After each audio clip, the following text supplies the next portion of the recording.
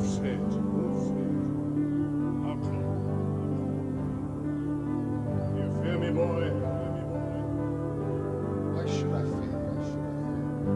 You're a man. I am your destiny. Burn the hunter. Look at me. They are all waiting. The blinded, the maimed, the men locked in the stinking dark. All wait for you. Children with swollen bellies, hiding in ditches, wait. Poor, dispossessed, they all wait. You are their hope. You cannot escape. So must it be. Robin in the hood. So must it be. So must it be. So must it be. I am your destiny. So must it be. So must it be. So must it be. I am your destiny. So must it be. So must it be. I am your destiny. So must it be. I am your destiny.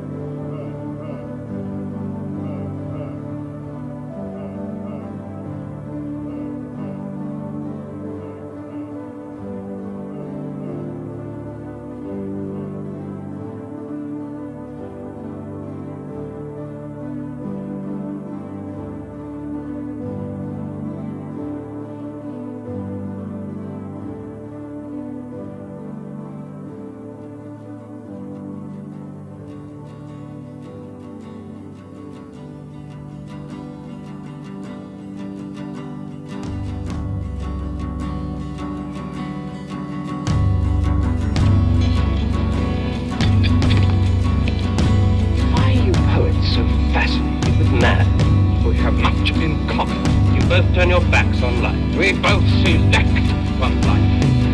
A man has to come to terms with life as it is. Life as it is. I've lived for over 40 years and I've seen life as it is. Pain, misery, cruelty. I've heard all the voices of God's noblest creature. Moans from bundles of filth in the streets. I've been a soldier and a slave. I've seen my comrades fall in battle or die more slowly under the lash in Africa. I've held them at the last moment. These were men who saw life as it is. But they died despairing. No glory, no ray of last words. Their eyes filled with confusion, questioning why. I do not think they were asking why they were dying, why they had never lived. Life itself seems lunatic. Who knows where madness lies? Perhaps to be too practical is madness. To surrender dreams, this may be madness. To seek treasure where there is only trash. Too much sanity may be madness. And maddest of all, to see life as it is and not as it should be.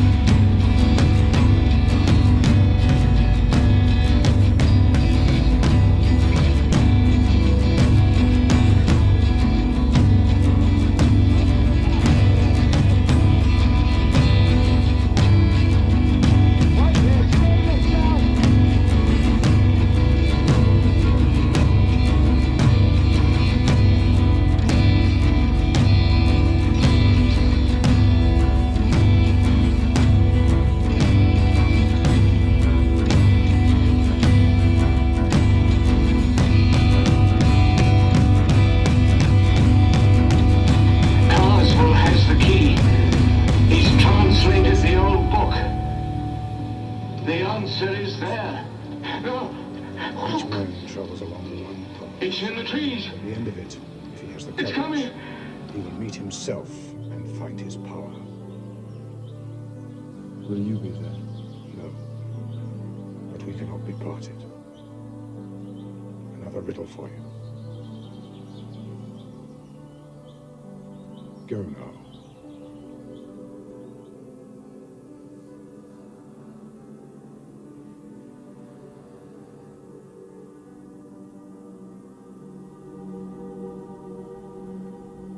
I am Herd and the Hunter, and you are a leaf driven by the wind. Mine is a spirit. And you? I am a man. Yes.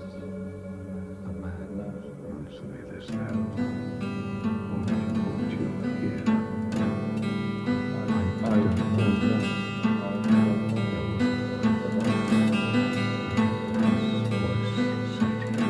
Halloween. Well, for most of us, that's an excuse for a party, an excuse to get dressed up and have a good time. The traditional time when spirits walk. But if you believe in witchcraft, then Halloween is one of the most important times of the year. Now, I'm in the heart of the New Forest, a forest that is absolutely steeped in witchcraft. In the forest, there are covens of witches in the forest, each with 13 witches, and they all take Halloween very seriously indeed. This is the room of one of them, Mrs. Sybil Leakin. She's a housewife and mother, she's 41, she's an antique dealer, and a self-confessed white witch. Well, that means that she uses her powers for good and not for evil. She says that she could do all the frightening things, like sticking pins in effigies and bringing curses down on people's heads, but she doesn't. And yet, basically, the meetings or services or sabbaths, as they're called, are exactly the same, whether they're for black or white. But tonight, the witches and the warlocks will be meeting at such a sabbath. What will they be doing, and why? Taking part in just one of the four great sabbaths which witches have always done for thousands of years. We shall be doing it because Halloween is quite important to us as a religious ceremony.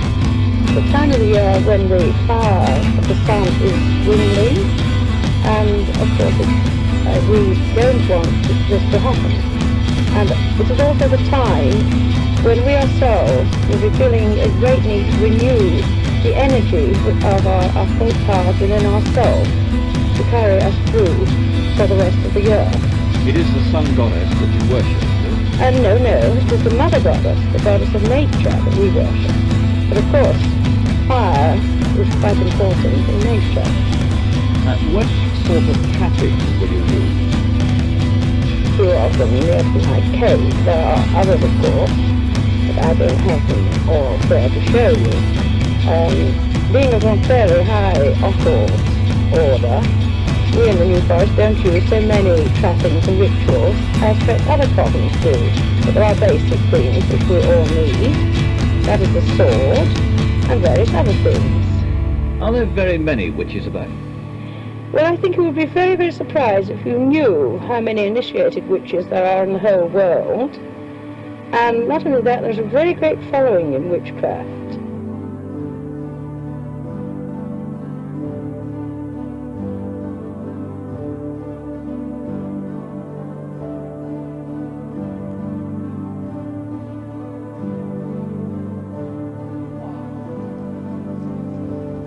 Told you. You're no god. Nor of us the gods. All of us. What do you want of me? Your life. Your strength.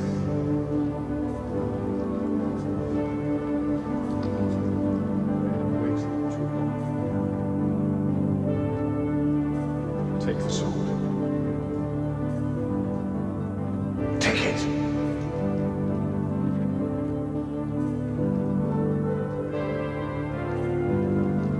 First fire made. Drink.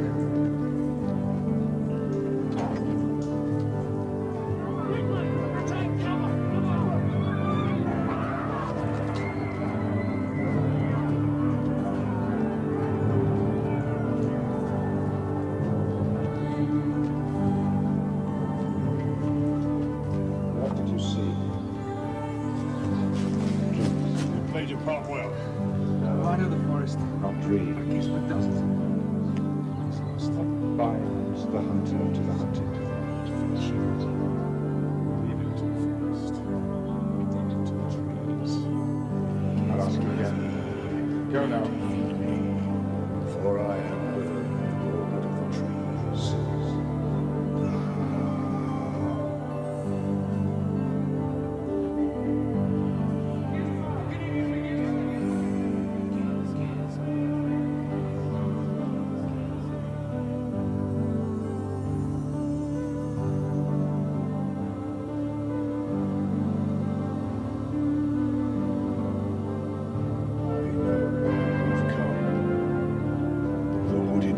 Hidden from me by a cloud of darkness, he is slave to another, bound by sorcery. You can find him, and you must, for soon will he face the greatest of enemies, and find himself in the white flame of his protection.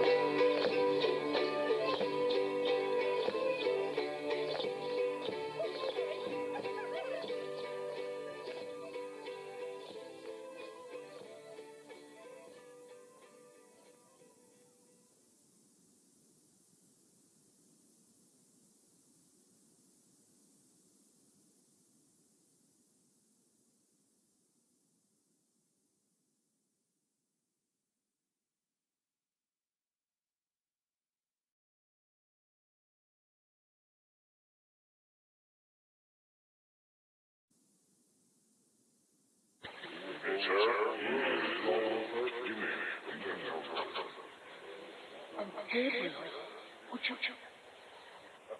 Will you sit down, Mr. Baldwin? Thank you.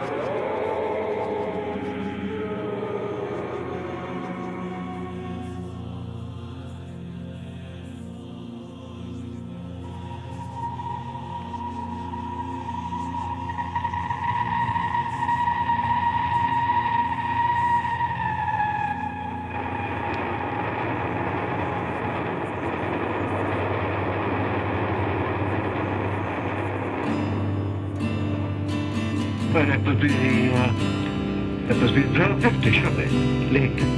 Yeah, 12:50. I never see that train go by without remembering a very strange adventure before I began the train. And just about this time too, 12:50. Yes, it happened in a train, this strange adventure. And it happened to Miss Jenkins, an elderly spinster, very independent mind, who was travelling north. And she left the main line, was on a little side track. All of a sudden there was a bump and a bang and a crash, and one of the coaches had run off the railing, on the rails. Well, there was nothing to be done. The people got out, about 30 of them, and they piled into the waiting room of the station. Very little local station. Well, Miss Jenkins couldn't stand that. She couldn't stand sitting in that waiting room and hearing all the people talk. Some of them were already a little hysterical. There nobody was injured, at least, just shaken. And Miss Jenkins had one very curious habit, that she always locked her door, no matter where she was. She couldn't go to sleep, she couldn't go to bed unless her door was locked. In a friend's flat, in the country house visit, wherever it was. And this all derived from a rather unpleasant thing that happened to her once in London, but she was alone in a hotel. And she hadn't locked her door, and some fella, mistaking the floor of the hotel's very easy, he barged into her room, gave her the fright of her life. Well, that was that. But from that moment she always locked her door. And she's very much teased about it, lock your door. Anything happened since now? Have you been locking your door lately, all this sort of thing? No, I can't say anything's happened yet, she'd say, but the day may come. The day did come. And here she was in this mix-up with a little accident. walking up and down the platform. It was a June night. There were oil lamps on the station. It was very clear. And she walked up and down, thinking things over. She'd been shaking a bit, but she felt all right. And then she saw the porter, a little fellow, letting him out some milk can. She went up to him, started talking, of course, said, "Isn't there a bed anywhere within reach?" And I said, "I think, yes, I'm going to have a bed for you." He said, "Across the moor, across the moor," and he knows exactly where it was in a little hamlet. And she couldn't miss it, the door would be left open, all she had to do was to go in and sleep. 5 shillings would be all right, yes, he said, 5 shillings. And she noticed that he had popcorn face on him, smallpox, nothing pure. And then she started all this with a pistol, rather plucky old lady, half past 12 by this time, using her umbrella as a walking stick and touching her bag, holding her bag very tight. And she soon came to this village, because you have it, 3 or 4 houses. You couldn't mistake it, 2-story house. She told them it was a 2-story house. She went in, and at that moment, as she went in, the first time she had a feeling of uneasiness. She'd been rather bold, doing this all by herself and so on. Now that she dismissed that, there was a candlestick. Picked it up, lit it, went upstairs. There was the door, looked in, yes, there was a room of sorts, a sort of bed. Didn't look very clean and nice, but anyhow she could lie down. And that's what Miss Jenky did. First of all, she locked that door. It's a very big key, it made quite a noise, but she locked it. Then she searched the room under the bed in a little cupboard where anything could hide. The room was dead empty. Well, there she had this night to spend. And she lay down on the bed. It was a rather high bed, a little to climb up onto, but there she lay, quietly thinking things over. And I had more of a shock than I realized. She knew that by now, that she was in normal control of her practice. And as she lay there, thinking over things, she heard a voice. The voice said very quietly, "Lock your door." Gave a jump, you know, but she had locked the door. Nobody in the room, she couldn't understand, but she got up, searched the room again, also the cupboard and under the bed. No one mustn't look. She couldn't understand it quite. And then she got help, because she saw the lower sash of the window was open. Noise outside, of course. She walked up to the window, looked out into the dark night. Very quiet, no wind, nothing moving, not a sound. Lock your door.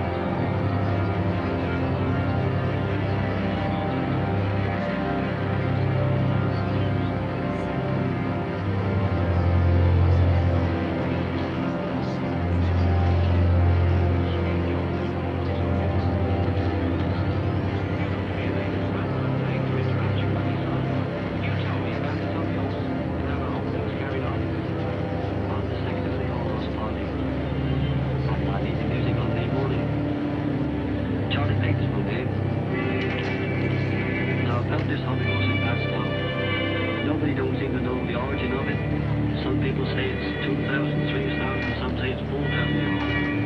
But we people here in Padstow in Cornwall know that it's very old. And we shall make sure that the old avios comes out into the streets on May Day for a long, long time to come. Now, if you want to see the old avios come out, come up with me now and see the whole box of tricks.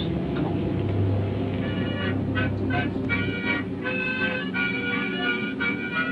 Now, I didn't know just where I was going or who I was going to meet, but I followed my strange conductor along the old narrow streets, for I'd heard that this Padstow dance dated back to pagan times, a sexy, savage springtime ride. But I had no clue what I'd find.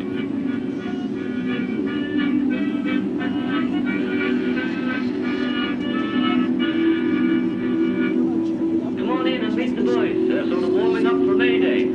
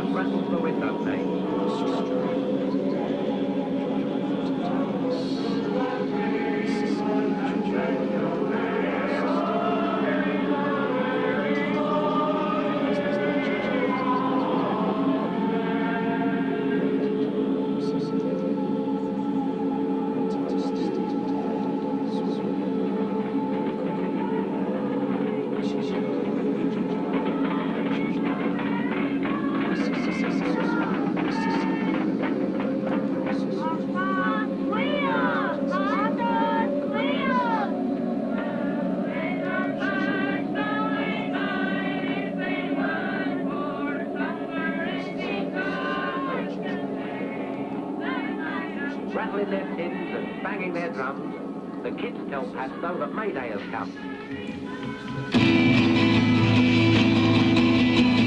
While deep in the woods, where they can't be seen, the old city and the makers of the twilight. The curfew tolls the knell of a passing day. The lowing herd winds slowly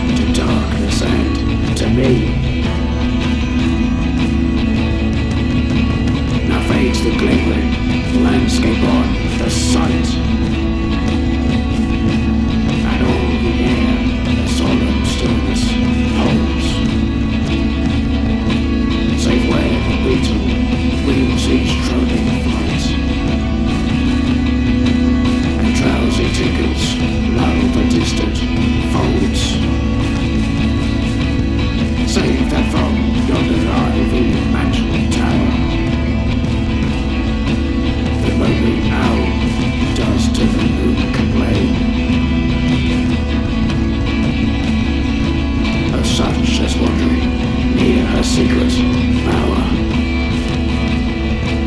Molest her ancient solitary reign. Beneath those rugged elms that you trees shade, waves the turf in many a mouldering heap, each in his narrow cell forever laid.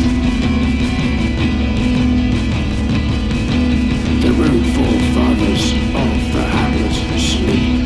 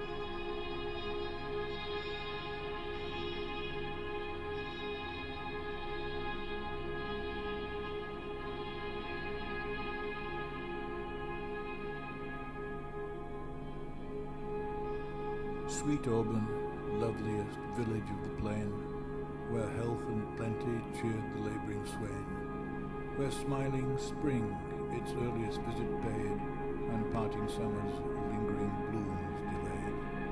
Dear lovely bowers of innocence and ease, seeds of my youth, when every sport could please, how often have I loitered o'er thy green, where humble happiness envied each scene.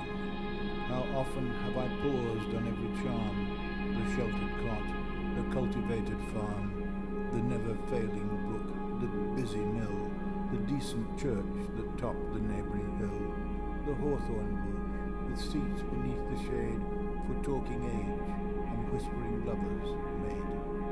How often have I blessed the coming day, when toil remitting lent its turn to play, and all the village train from labour free led up their sports beneath the spreading tree, while many a pastime circled in the shade, the young contending as the old surveyed. And many a gamble frolicked o'er the ground, and sleights of art and feats of strength went round, and still as each repeated pleasure tired, succeeding sports the mirthful band inspired, a dancing pair that sweetly sought renown by holding out to tire each other down. The swain mistrustless of his snotted face, while secret laughter tittered round the place. The bashful virgins sidelong looks of love, the matron's glance that with those looks reprove. These were thy charms, sweet village. Sports like these, with sweet succession, taught even toil to please. These round thy bowers their cheerful influence shed. These were thy charms, but all these charms are fled.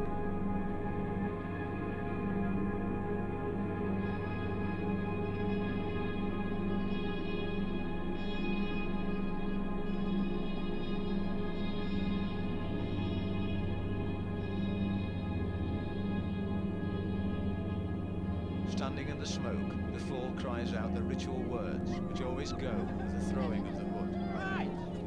It's house again, house! Tone again, tone! If they meet a man, knock him down, but don't nut him!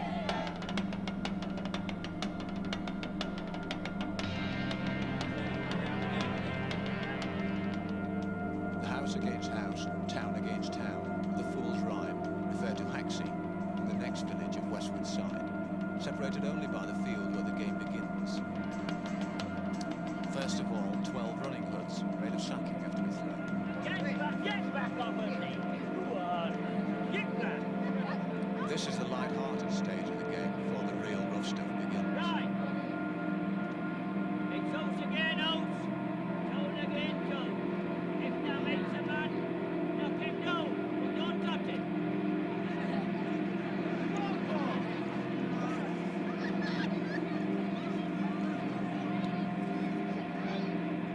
The running hoods are thrown mainly for the young boys. The adult boggans try to block their attempts to carry the hood off the field into the village, and there's a prize for any lad who succeeds.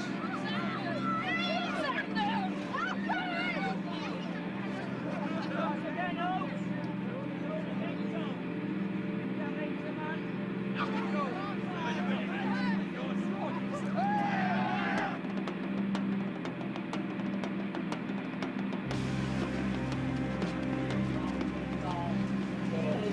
Once the leather sway hood is thrown, the character of the game changes dramatically. Within the sway are contingents of men from all the pubs around Hexham and westward side, all bent on forcing the sway first into their home village, then into their particular pub, where the hood will remain as a trophy till next year. So many tons of muscle and bone are slow to move.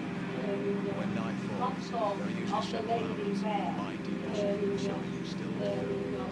Ruler of the Holy Gate, inauguration of our faith, of our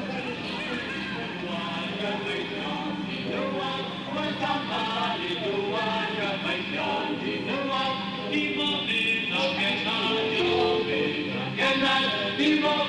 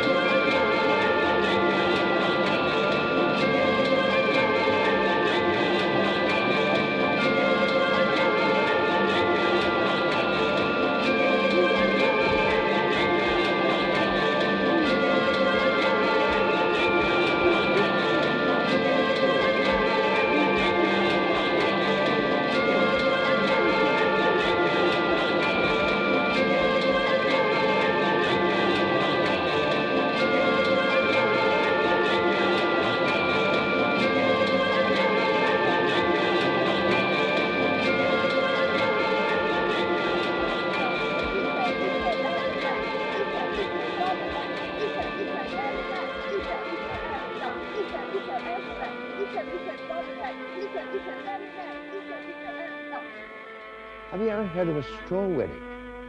Well, you're going to hear about one now. In Derry Lynn in the county Fermanagh. A straw wedding probably dates back to pre-Christian times, but certainly dates back as far as the Crusades. That when the bridal couple returned from their honeymoon, the local farmers and farmers' boys gathered together, dressed in straw, to welcome home the happy couple.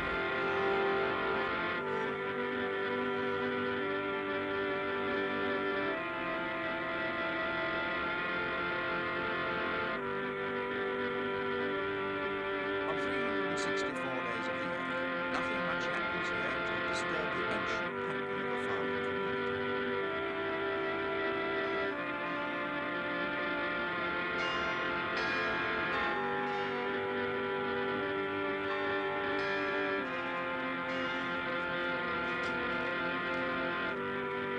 But on one day in January, the village church is the starting point of a strange procession, with roots beyond Christianity itself, in the day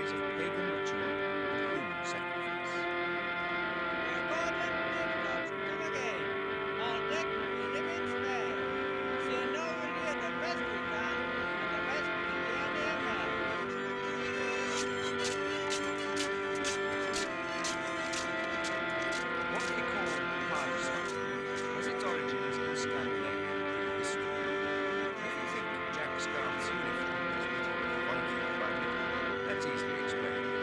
He's head waiter at a local hotel.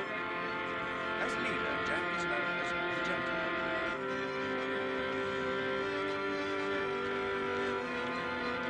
Behind him come the Stots, the ancient name for the bulls which pull the plough.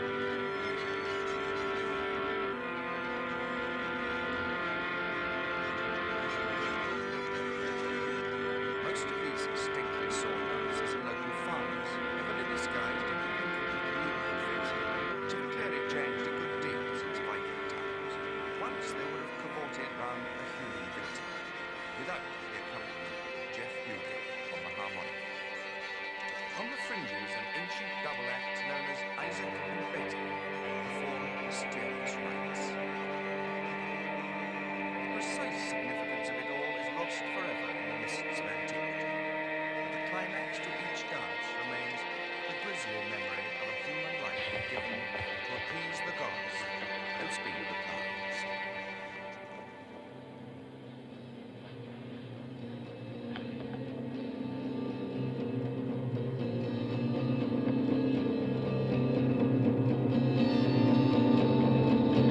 An outlandish knight who from the Northlands a wooing came to me. He said he would take me to the Northlands, and there he'd marry me.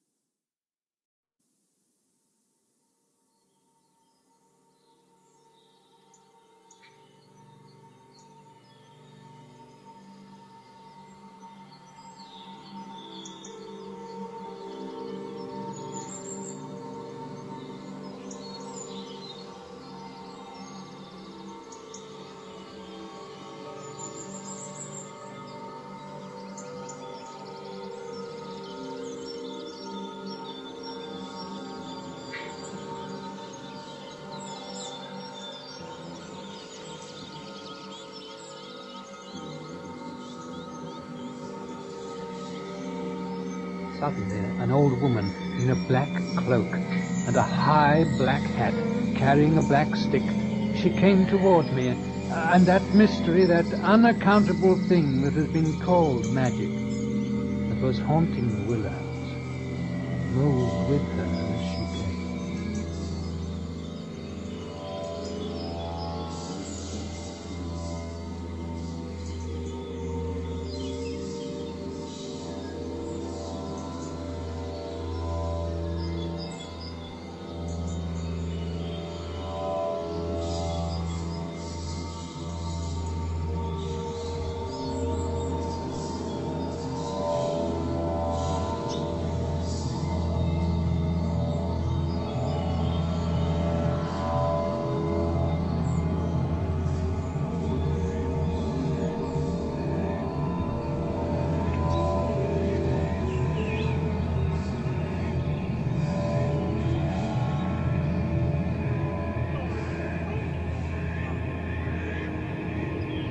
It is here that the infamous Good Friday gathering was held, where those locals suspected of witchcraft are said to have met to feast on stolen mutton and plan to blow up Lancaster Castle to free their already imprisoned cohorts. Much of the evidence which sent them to the gallows came from this very encounter.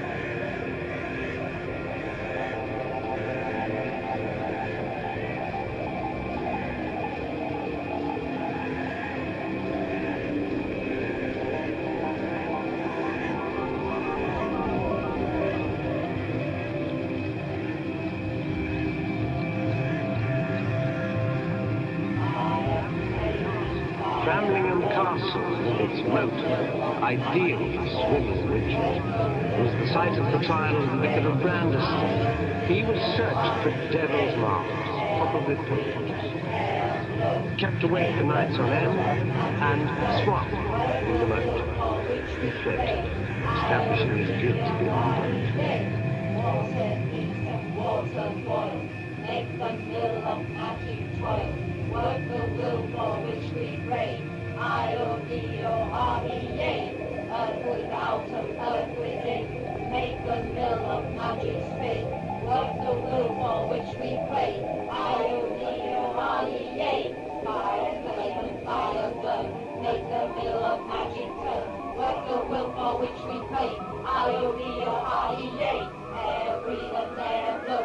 Make the mill of magic go, work the will for which we pray. I-O-D-O-R-E-A, water heat and water boil. Make the mill of magic toil, work the will for which we pray. I-O-D-O-R-E-A, earth without and earth within. Make the will of magic spirit, work the will for which we pray. I-O-D-O-R-E-A, fire flame and fire burn. Make the mill of magic turn, work the will for which we pray. I-O-D-O-R-E-A, air breathe and air blow. Make the mill of magic go, work the will for which we pray. I-O-D-O-R-E-A, water heat and water boil. Make the mill of magic toil, work the will for which we pray. I-O-D-O-R-E-A, earth without and earth within. Make the mill of magic spirit, work the will for which we pray. I-O-D-O-R-E-A. Oh God! Oh Jesus Christ!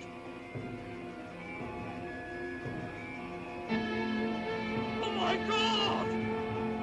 Christ! No, no, dear God! No, Christ!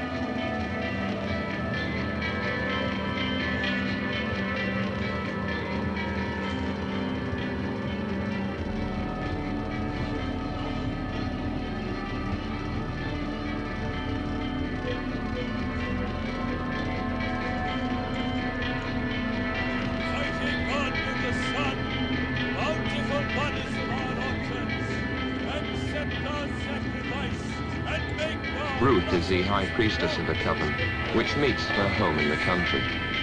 She was brought up as a Christian, but was also taught much about the beliefs and mythologies of the pre-Christian period. When I was a little girl, my father used to tell me that our family was meant to be descended from a crow and a fairy lady. And the crow, actually, of course, is the god Bran, and the fairy lady, his sister, Gwenfran or Branwen. And he also told me the legend about how they met and how all our family had the crow as a totem and it appears in the coat of arms and so on. To us, magic is not something ununderstandable. And I think that one day the laws of magic will be understood. They're becoming more and more understood. There's magic in the seasons, in being in love, in anything beautiful you see, in friendship, in all sorts of things. That's natural magic. People are now beginning to understand things like ESP, transference of thought, and healing. Now all these things can be called magic. And as you grow, you find you're so much in it that you don't think of it as a second thing or something separate from your beliefs and your life. Part of our civilization, problems about why pain, suffering occur. Ultimately, the problem is why me? Why didn't my child die? Why did my animals die? Why is it happening? These problems of why.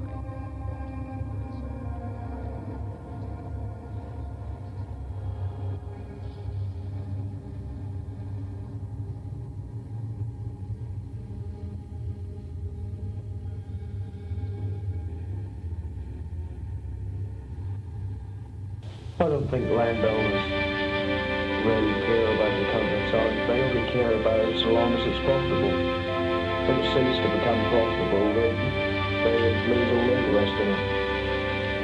I've never made any money out of it, but it means more to me, I'm sure, than those who make vast sums of money from it. They extract anything and everything that can be turned into money. That's why you've got the banks and houses and the trees are being cut down everywhere and the landscape is being turned into a new desert, really. Just a barren space with nothing. Because they want more and more. Well, they've changed because there's hardly any locals left. Nobody, there's very few people know what country life is about anymore. They've got this fairy tale image of the countryside, you know, which is all roses and lovely and everything is nice in the country. And they don't realise, you know, that nature has got the other side as well. It's a hard life. It is for those that are locals and have had to make a living off the land in the best way they can. The war was till September, that's like the never-ending month, you know, just waiting to be able to go on. And the first night of the season was the first night you ever went in and never shot a pheasant. That's always the same. 6 weeks before the season you start, you can't help it, you start looking for the coveys sitting on the fields, coveys of farms, seeing how many pheasants there are, weighing it all up, ready for October or September in the postcards, seeing where everything lies. It's like after harvest, it's a new world. There's so much more to be seen, it's all new.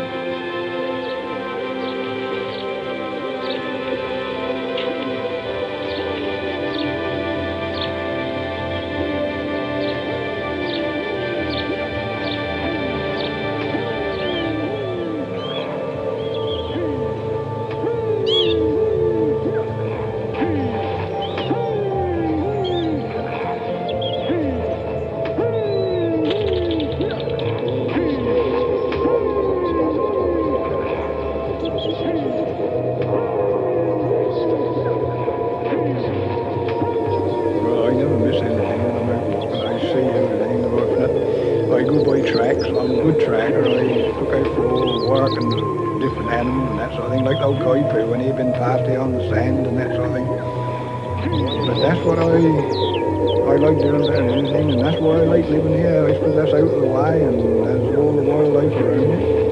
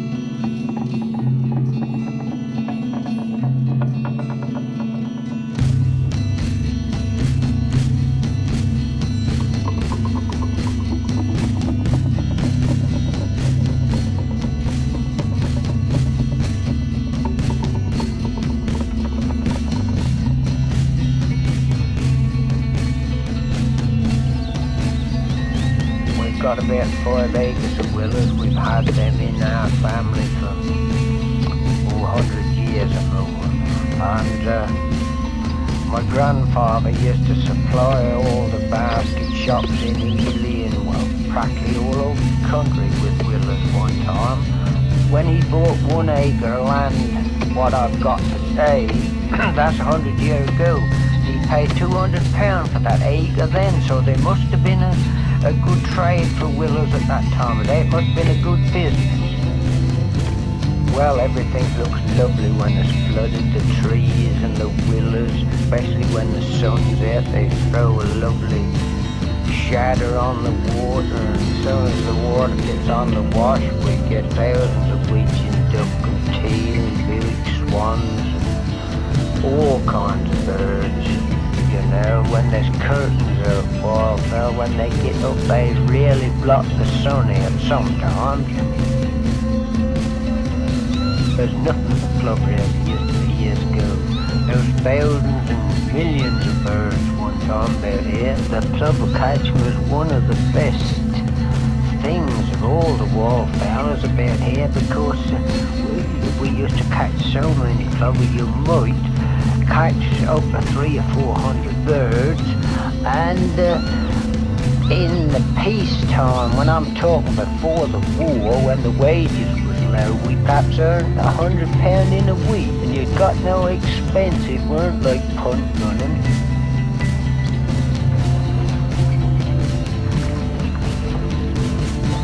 Well, I used to make my own nets, most people did, and buy some new pulling lines every year. Perhaps would cost you £5 for the whole season for your tackle. I mean, it was a, you know, all profit Joe. The best days for catching plover was when that was been a little frosty or a little foggy in the morning, and the old birds used to sit in the fens on the potato land while they used to feed on there. And then when the sun broke out, say perhaps about 9 or 10 o'clock, and broke through, they'd all come out the fens with their legs hanging down, all mud, where they'd come off the fields, and they'd come onto your net and they'd wash you up, and it was all made squashy, and that was the idea, let the birds wash up. Well, we used to whistle them, you know, and make a call, the same call as the plovers used to call.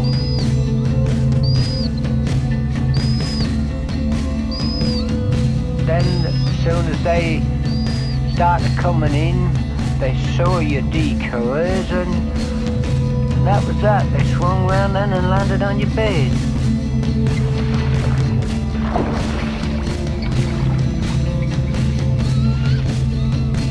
Of course, I mean, that's all done with now. It was stopped in 1947, you see. Of course, you think about it when you see all these birds about, you think to yourself, well, God, that's a lovely day. The day I'd been knocking on them back today if I'd have been at the job. But I mean, if anything gets done away with, well, it never gets put on anymore. Have you ever catch two moles before? No, I never ever catch two moles. No. Did you ever catch a boy? No, I catch the sandy one and a proper mole colour. But I know old Brown, he catch a few along the bank here 1 week. Yeah, I know, I saw one of them. I never catch the boys myself. No, I think they must have whitewashed them. I think old Brownie whitewashed the boys' shoulders. Don't you? Catch them in fries. Well, 48 was the biggest shot I ever had. 48 millimeter. Well, it was a good, yeah. You didn't kill them all, did you? Well, I got them all in the food, so that's good enough. Well, I got them home. Yeah, that's good. But now, I'm retired. I have to leave it to these other blokes now. Well, they won't disturb much, I don't think.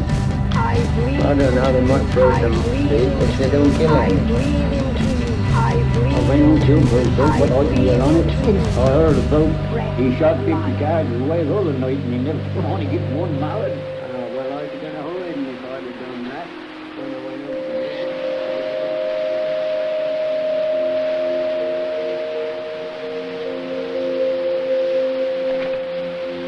I breathe into you the breath of life.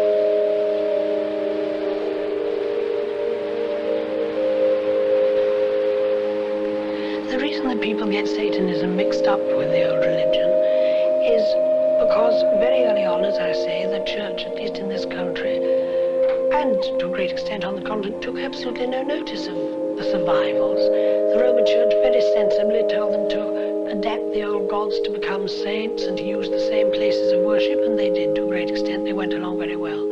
Well, the church became more and more rich and unfortunately more and more corrupt. They also had this curious idea that everybody in the church must be celibate. So you had a hotbed of either people who were being celibate and were seething with misery and repressions, or people who were not and were therefore of a bad conscience. And the people began, after a while, to be irked by these people with so much money and so much in the way of possessions, when the peasantry and the majority were in a dreadful state of poverty and sickness and one thing and another. And there became murmurings against the church. Now the church became insecure and frightened, and they had therefore to build up some sort of whipping boy, and therefore all the minorities suffered.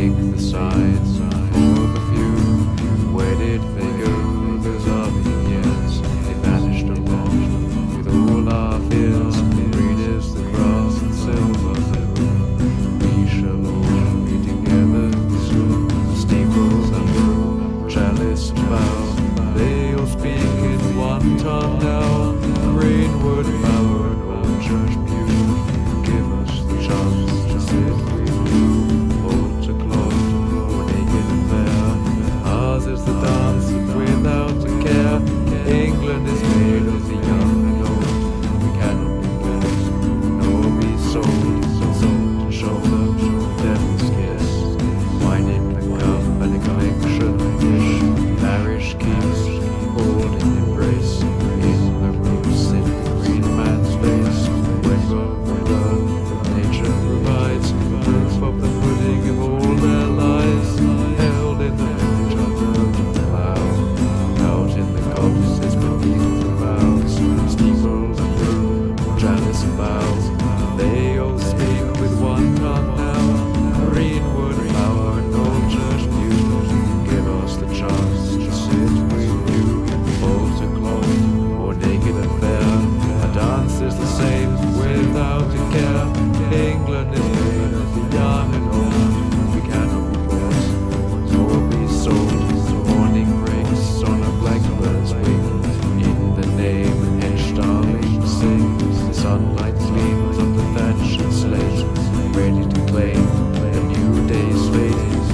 us all under your spell. Pagan and Christian will all be well. Forever we're tied to the roots of this land, to which we must lend our helping hand. The steeple of blue, chalice of vows, they all speak in one tongue now. Green word about an old church view. Give us the chance to see it with you. Altar cloth, or naked and fair. A dance is the same without a care. England made of young and old. We cannot be bored, nor be sold.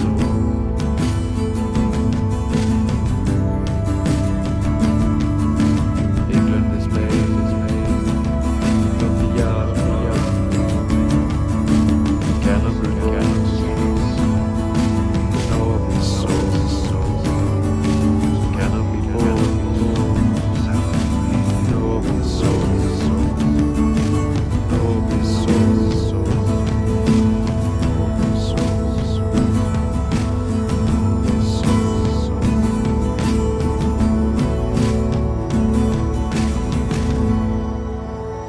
The concept of goddess or goddesses as well as gods is absolutely crucial to paganism, and it produces some remarkable results of people turning to the pagan religion.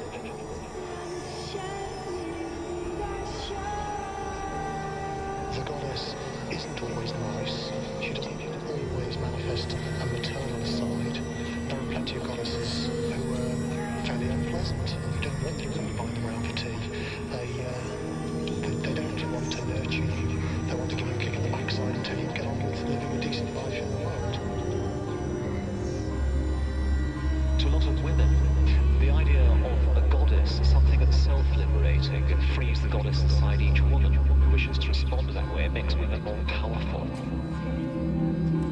For men, finding that the divine is female can be a bit of a shock, a bit of a threat. Here we are finding that the divine is not like ourselves, and that we, therefore, are not given ultimate authority to be macho warriors. We are told that there are other ways of living.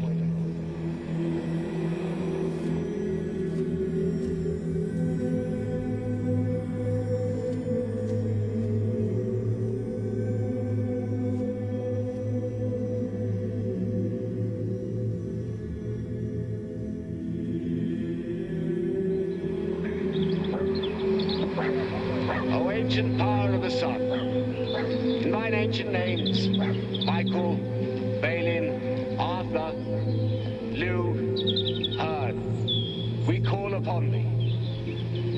Lift up thy shining spear of light to defend us. Bring us ripening cornfields, blossoming orchards. Put to flight the powers of darkness. And bring us to stand upon thy hill of vision and show us the lovely realms of the gods. 3 cheers, the Stonehenge and the summer solstice. Hit it. Hooray! Hit it. Hey! Hit it. Hey! Hello. Was that a beautiful sunrise? We brought you some flowers. That's very kind. Thank you very much. Okay. That's no problem. Thank you very much. And yourself?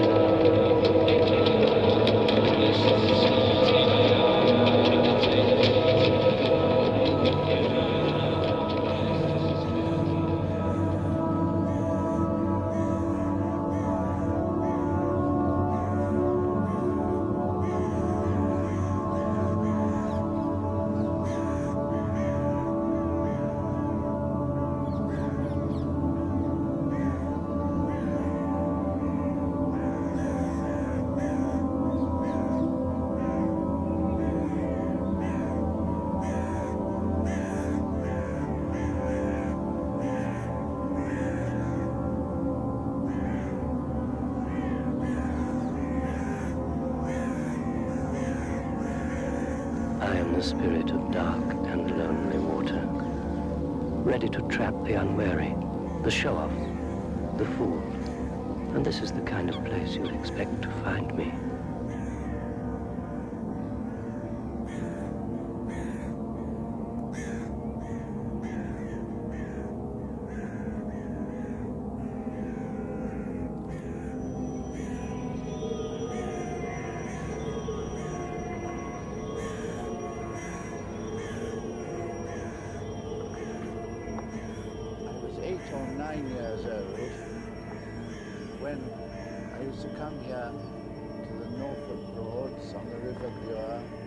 Sailing and rowing with my father.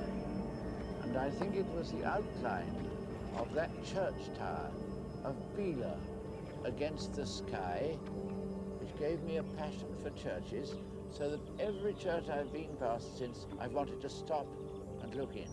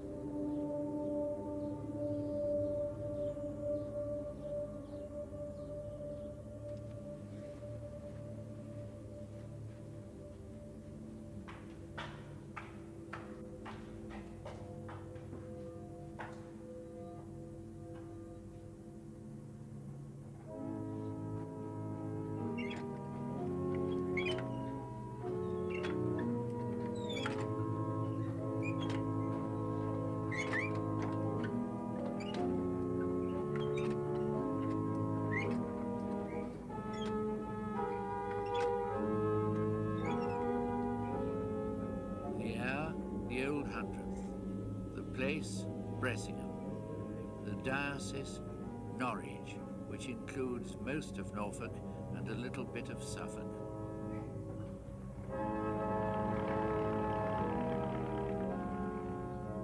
What would you be, you wide East Anglian sky, without church towers to recognize you by?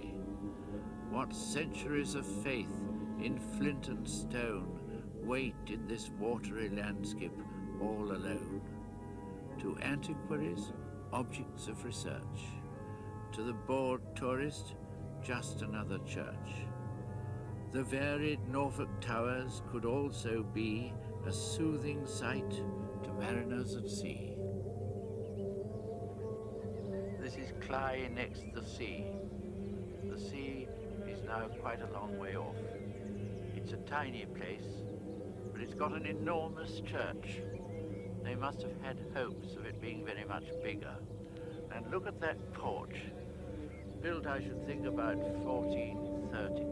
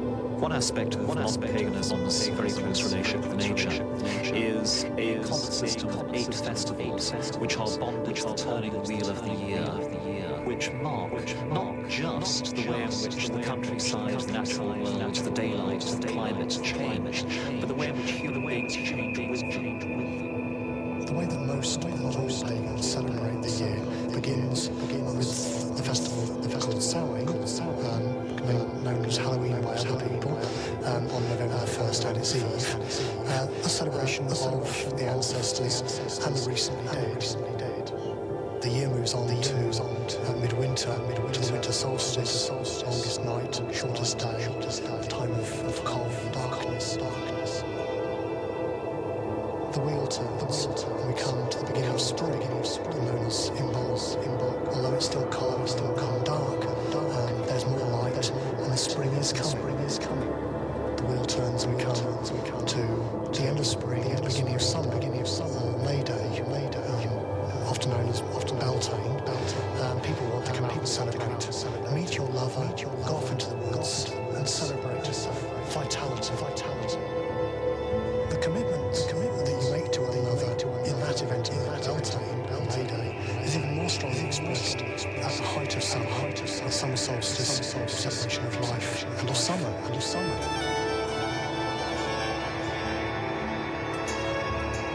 The wheel turns and summer moves into autumn. So the first festival of autumn, known by some pagans as Lavus, the first grain is harvested, the celebration of the gifts of the earth. The wheel turns its complete circle, and we arrive back again where we started at Samhain.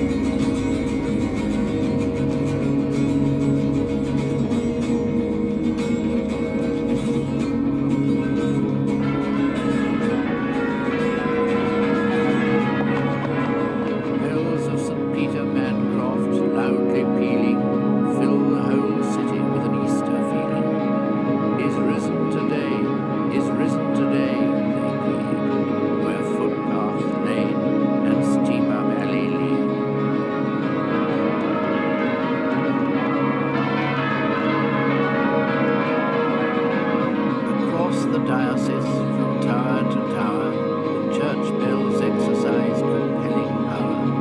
Come all to church, good people, the other will say. Come all to church, today is Easter Day. Over our vicar, we may not agree. He seems too high to you, too low to me.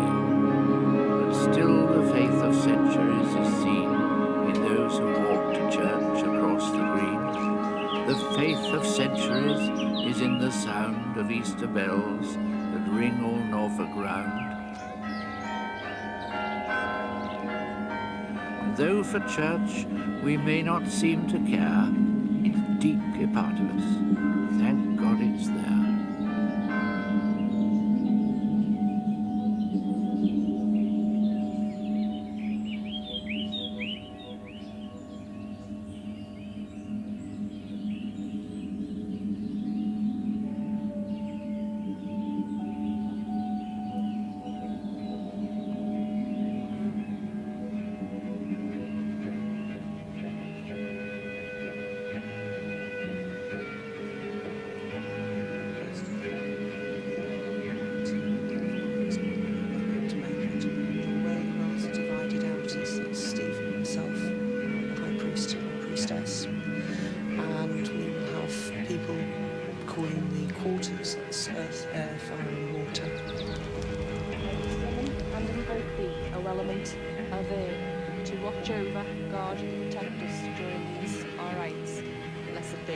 Blessed be. The mighty ones of the south, notice Lord the Father. The elements are representing parts of our physical and spiritual personalities. Air representing our thoughts, fire, passions, water, our emotions, and earth, the physical body. O element of air, to be with us this evening, to guide us, to watch over and protect us during these our rites. Blessed be. Blessed be. Kate and Steve's spiritual partnership carries over into their life together. As well as looking forward to the birth of their first child, they are soon to be joined in a pagan marriage, a hand fasting. Both events will be marked by the coven. I cast this sacred circle as a place of protection. A world between worlds. A place with no time. The circle separates us from this time and this space and gives us a space between the worlds in which we work. And this is in effect our church. Blessed be. Blessed be. Dark some night and shining moon. East then south, then west, then north. Hearken to which is ring. We tend to work robed because use of black robe in the forest means it's very easy to disappear when come upon by strangers. And so this is where the legends come from of witches turning themselves invisible in the woods.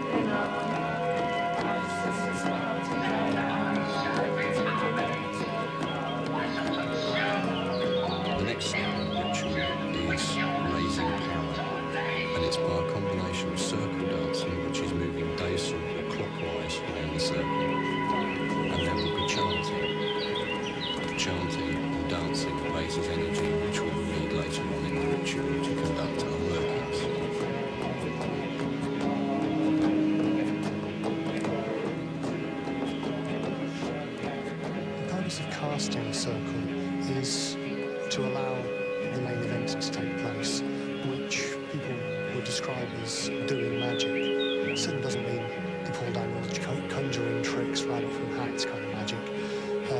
It means something about the use of the energy of the place and the people who meet, just as the electricity generating boards harness electricity from the windmills, say. So the purpose of the energy raised within the circle of people is to help other people.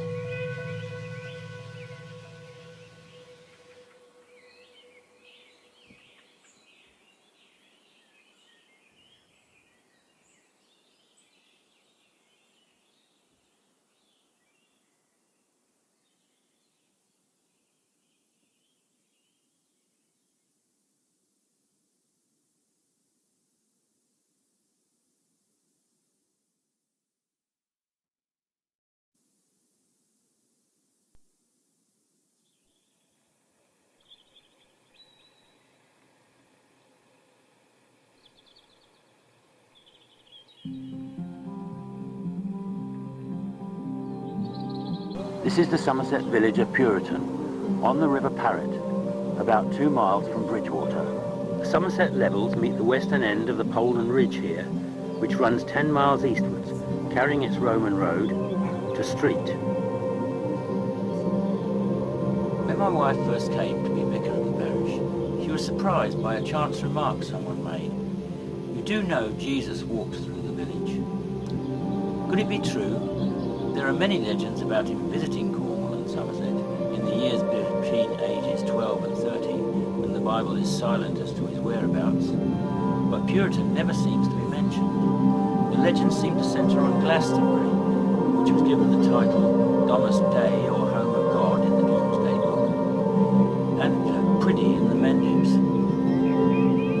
Yet the church booklet does say an attractive legend attached to Puriton is that the nearest pilgrim route to Glastonbury for overseas and west country pilgrims from Devon and Cornwall and Wales was by the Parrett, the Puriton and Downend. This pilgrim's walk is said to have been an old Roman road and one taken by St. Joseph of Arimathea on his journey to Glastonbury. Could Puriton have been their landing place when coming to the Mendips? It seems to have been a much more substantial settlement than today. It could even be the lost Roman town of Uxella, mentioned in the Ravenna cosmography, a list of settlements in the empire, as being somewhere in Somerset, which has never been located. The route to the Mendips would not have been direct, but would use the Polden Ridge as a natural causeway to cross the marshy Somerset levels, then going north along the Foss Way to Beacon Hill near Shepton Mount, then taking the Mendip Road to the mining settlements of Priddy and Charterhouse. An article from 1885 by W.M. Arthur Jones, part of the annual publication of the Somerset Archaeology and Natural History Society for that year, confirms with this map showing the Roman roads in the area that Uxella Aestuarium refers to the estuary of the Parrett. It goes further to suggest that a Celtic name, Perithon, with the Welsh double D, mentioned in early Welsh writing, may be the origin of the river's name, and also of the town of Puriton, called Peritone in the Domesday Book. As well as this, it shows that a Welsh name for the Severn, Havran, also means summer, and could be the origin of the name of Somerset as the Summerland. One of the legends of Jesus in Britain says that he came to a ship of Tarshish to the Summerland, and sojourned in a place called Paradise. This map shows, as well as the Polden Roman road, another coming south towards the neighbouring village of Pollet. This suggests that Uxella may have been large enough to extend as far as Pollet. The article reads, Uxella is the Latin form of the old British name by which the estuary of the Parrett was called, and which occurs in the old geographies, has disappeared, and has left no representative in the language of the people. The term would seem to have been applied to the landlocked estuary covering the Bridgewater levels, and is evidently derived from the British Wisk Heli, implying free access to the seawater, Heli.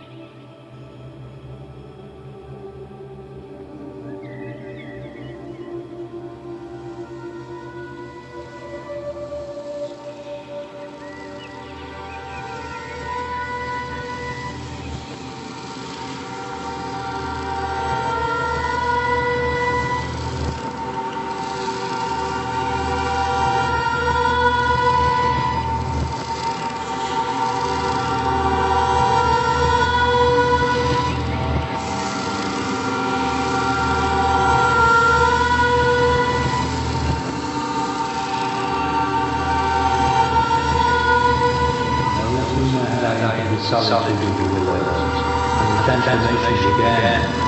The shadow between the trees became heavy with portents. The stillness full of whispers, mystery gathered.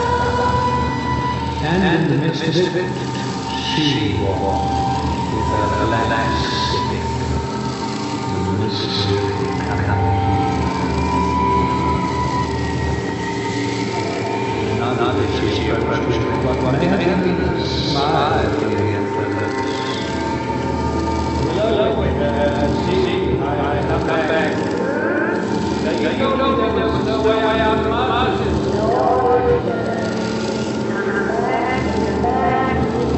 And true, they have all come here already. Not the marshes or the willows.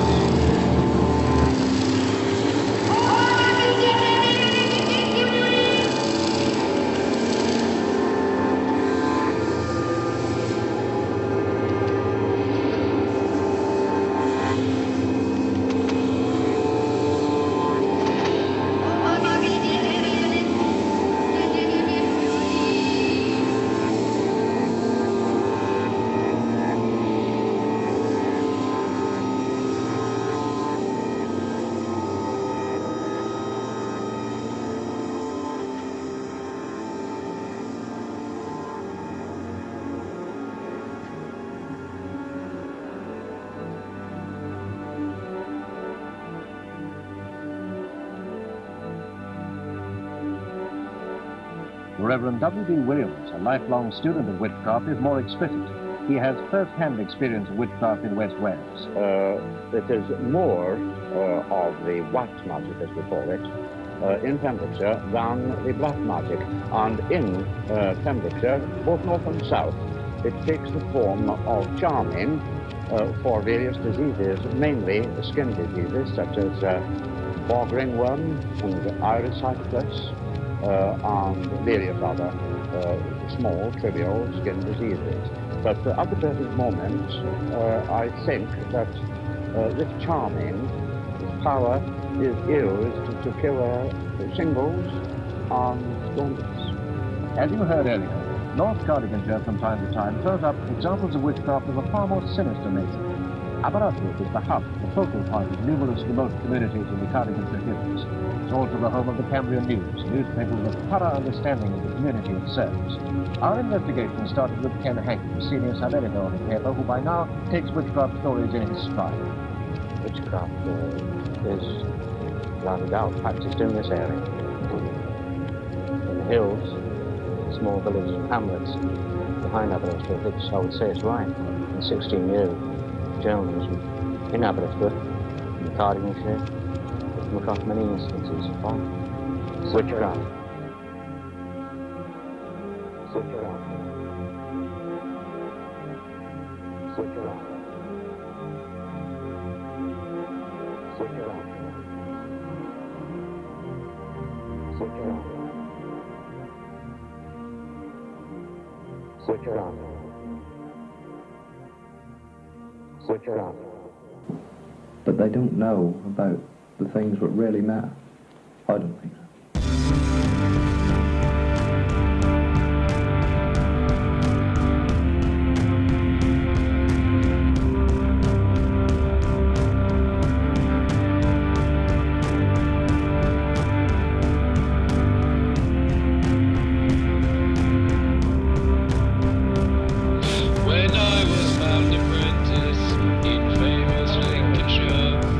I served my master truly, for nearly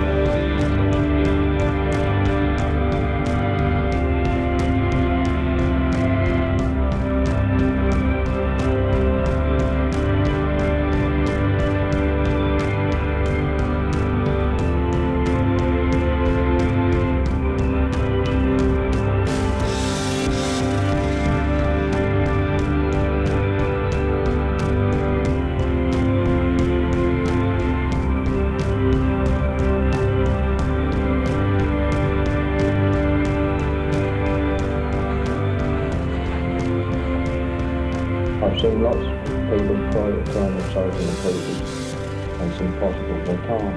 They lack something else that you can't put in the words. It's just not there. They're like bulls in a china shop. They don't know how to walk through a wood quietly and never will do.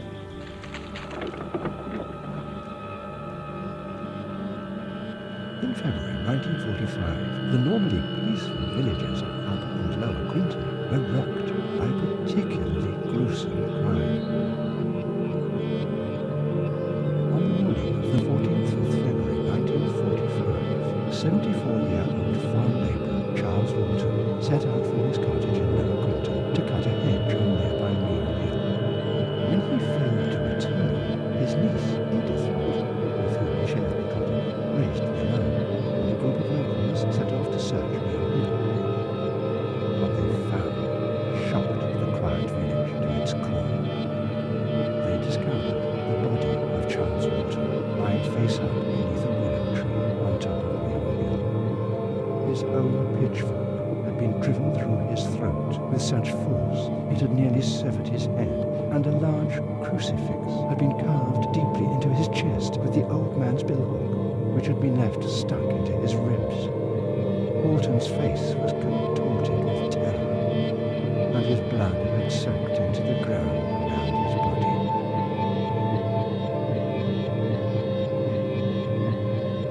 The police investigation was led by Superintendent Alex Spooner of Warwickshire CID, but such was the level of national interest in the crime, Superintendent Robert Fabian of Scotland Yard, the most famous detective of the day, was called in to assist. Over 4,000 statements were taken, and anyone visiting the area traced, with interviews conducted as far away as Somerset and Yorkshire.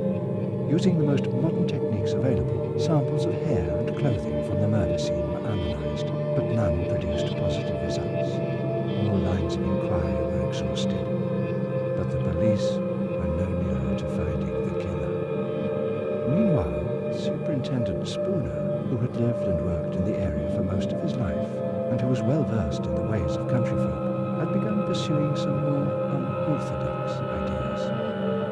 He showed Fabian the book published in 1906, which described the murder in 1875 of Anne Turner. John Hayward, a simple farmhand, was tried for the crime, and in his defence claimed that he was acting for the good of the community. Anne Turner, he said, was a witch and had cast a spell on the cattle and land of local farmers.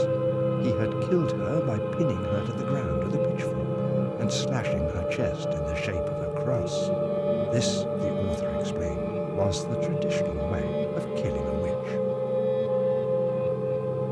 In another book about local folklore, Spooner had come across an old superstition of a ghostly black dog on Meon Hill that is said to be a harbinger of death. The author related the tale of a young ploughboy who, in 1885, had encountered a large black dog on 3 successive days. Shortly afterwards, the young man's sister died unexpectedly. The ploughboy's name was Charles Walton. Fabian, a hardened detective, was sceptical, but in the absence of any other leads, decided to look further into the witchcraft theory. He discovered that the ancient Druids believed that in mid-February the life force of the earth was at its lowest ebb and required a blood sacrifice to ensure a good harvest.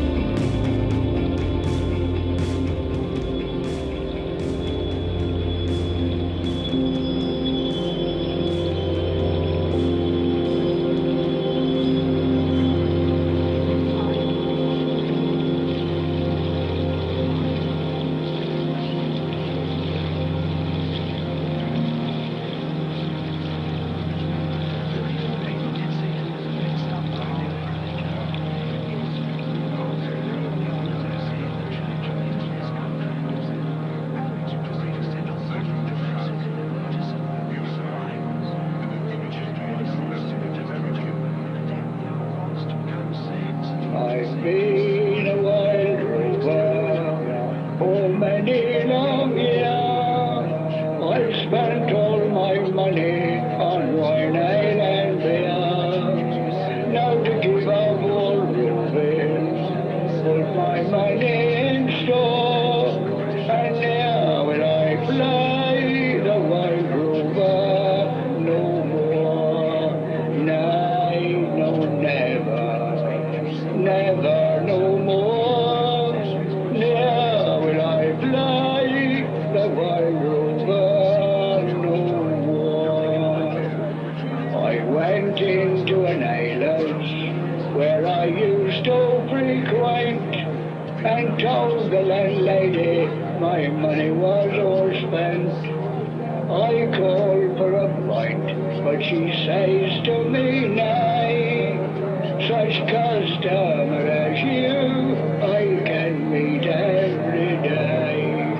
Nay, no, never, never no more. Now will I fly the wild rover no more. I put my hand in my pocket, and put on gold, and on the round table it glittered and round. Now here's my bed, my whiskey and all. Be gone, lady, I left none at all. Now